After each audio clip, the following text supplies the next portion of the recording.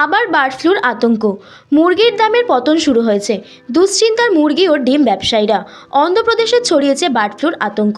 ফলে ভিন রাজ্য থেকে ডিম ও মুরগির আমদানির ক্ষেত্রে হ্রাস টেনেছে রাজ্য সরকার, যার প্রভাব বাংলায় পড়ার আশঙ্কা রয়েছে বলে মনে করেছেন অনেকেই।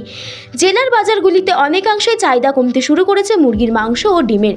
সেই জায়গায় দাঁড়িয়ে বাংলার ভোজনরসিক মানুষের জন্য যেন আশার আলো শোনালেন পশ্চিমবঙ্গ পোলট্রি ট্রেডার্স অ্যাসোসিয়েশন রাজ্য সহ সম্পাদক রতন পোদ্দার। তিনি জানান, রাজ্যের বার্ড ফ্লুর কোনো খবর নেই, ফলে আতঙ্কিত হওয়ারও কোনো বিষয় নেই রাজ্যবাসীদের। এদিন বারাসাতে দাঁড়িয়ে রতন পোদ্দার জানান, অন্ধ্রপ্রদেশের 4টি জায়গায় বার্ড ফ্লুর আতঙ্ক তৈরি হলেও এই রাজ্যে তার কোনো প্রভাব পড়েনি।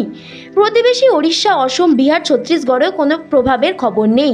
তবে মরশুমের বদলে সময় হওয়ায় মানুষের মতো পাখিদেরও শারীরিক অসুস্থতা দেখা যায়, সময় বার্ড ফ্লু বলে চালানো হয়।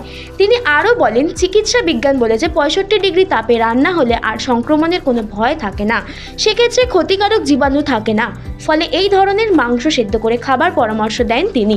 মুরগির মাংসের ক্ষেত্রে অযথা রাজ্যবাসীকে আতঙ্কিত না হওয়ার পরামর্শই দেওয়া হয় ব্যবসায়িক সংগঠনের তরফে। রিপোর্টে শাশ্বতী চ্যাটার্জি, টার্গেট নিউজ।